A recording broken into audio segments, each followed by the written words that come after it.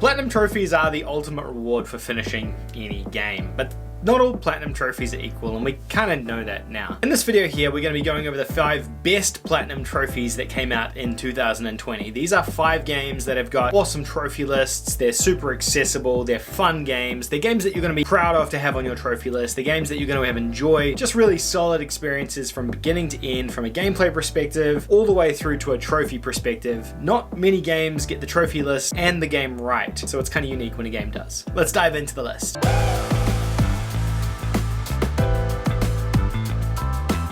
Hey guys, if you're a new viewer of the channel, please consider hitting that subscribe button down below. I make new videos every single day about PlayStation on the channel, so hit the subscribe button so you can stay up to date. Today's video is one out of a 3-part series of videos about the easiest platinum trophies in 2020, the hardest platinum trophies of 2020, and this video about the best platinum trophies of 2020. In this video, I'm going to go over 5 games that were just awesome games in 2020 that had great trophy lists to go with them as well. Let's have a look at the first one. Starting the list off with number 5 is SpongeBob SquarePants Rehydrated Battle for Bikini Bottom. Actually, it doesn't go like that. It's SpongeBob SquarePants Battle for Bikini Bottom Rehydrated. This is a great mascot platformer game. This one came out way back on the PlayStation 2 and was remastered in 2020 for the PS4 and the Xbox and the Switch, I believe, as well. As far as mascot platforms go, this is one of the most classic ones that I can think of. I know it's weird for a licensed SpongeBob game to be so good, but it just plays really well. It's very simple and basic. It's very colorful and fun. It's essentially a mascot collectathon. You've got to platform, you've got to hack and slash through enemies, and you've got to collect items. There's nothing too much here in terms of story. It's a SpongeBob story about robots taking over Bikini Bottom and about SpongeBob, Patrick, and Sandy having to save the day. Pretty straightforward premise, but a really good setup for a solid mascot platformer game. Great trophy list on this one as well, apart from a couple of glitches with some of the trophies that were experienced at launch, which I think have been ironed out now. The trophy list I would put into the easy category. Next up we have The Last of Us Part 2. Now, say what you will about The Last of Us Part 2, whether you enjoyed the game or hated the game, the trophy list is pretty solid. Now, it's not perfect by any means. There's definitely some things in here that are less desirable in terms of a trophy list, but it has a bunch of really good accessibility features in this game to make trophy hunting easier for people. You can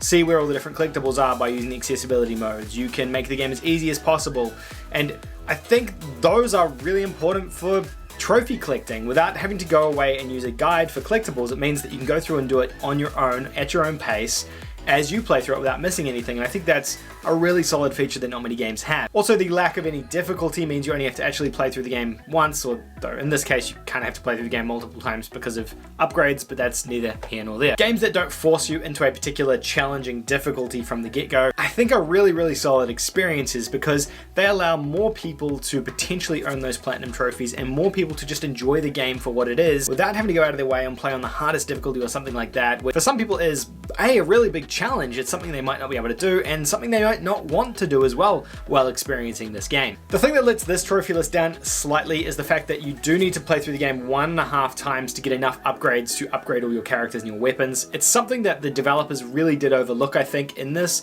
I feel that everything should have been able to be done in one playthrough to really preserve the nature of this game, especially for a game like this, which is highly narrative driven. I do think it would have benefited from being a single playthrough game, but Naughty Dog decided to make it a 2 playthrough game. Next up we have Spider-Man Miles Morales. Now this basically takes everything from the original Spider-Man's trophy list, being a completely unmissable trophy list, and does all of that correctly. If you played the original Spider-Man, you know what you're in for with Miles Morales. It's the same thing with a different protagonist, shorter sort of version of Spider-Man, and a really great launch title for the PS5.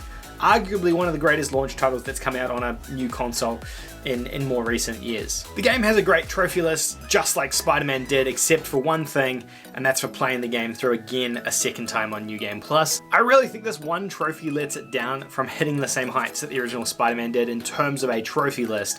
The original Spider-Man, and I'll say it again, it's definitely one of the best platinum trophy lists, pound for pound, that you can earn. It's a reasonably easy platinum trophy.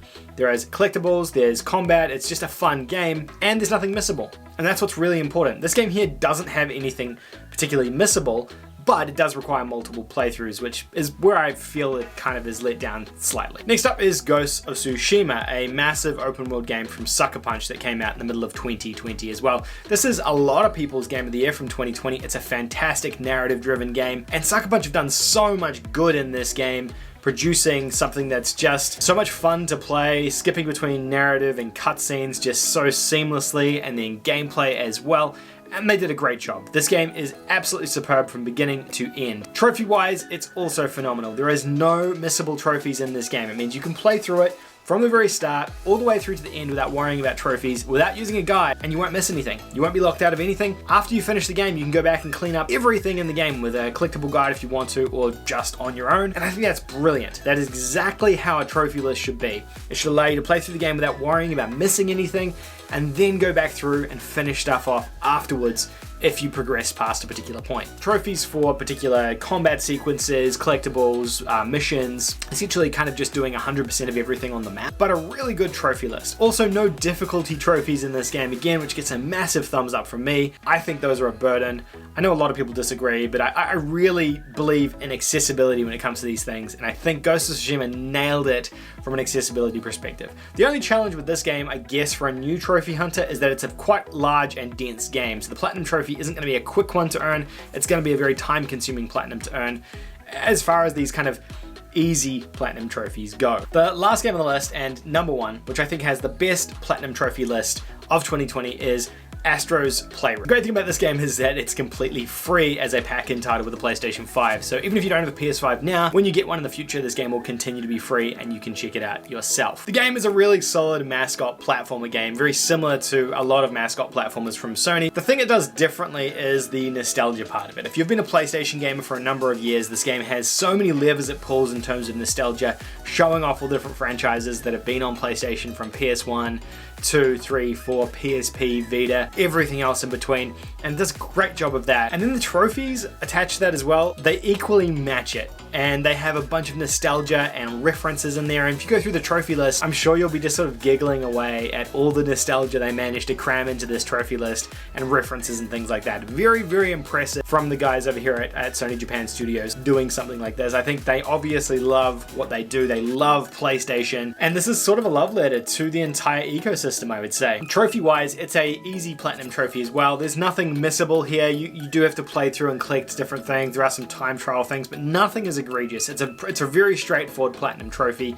Nothing difficult really here to worry about. You'll earn this one pretty quick and easily as well. And I think it's just good. It's a great experience in my opinion, great game, great pack-in title, and great value on the PlayStation 5, and a really solid trophy list to boot, and one of the most fun trophy lists that I've ever seen. So hats off to Astros Playroom for that. But let me know, guys, which of these games you managed to platinum this year. Maybe you platinumed one of them, maybe none of them. Let me know if you did have a particular favorite platinum of 2020 as well. I'm really curious to get your thoughts in the comment section below. Let me know what the game was and why it was such a good platinum for you. I'd be really curious to hear that. Hopefully you enjoyed this video. If you did, give it a thumbs up. If you didn't enjoy it, give it a thumbs down. And don't forget, I also have the easiest platinum trophies of 2020 and the hardest platinum trophies of 2020 videos either yesterday or tomorrow, so check those out on the channel as well. Anyway, thank you so much for watching, guys. Hope you enjoyed, and until next time, game on.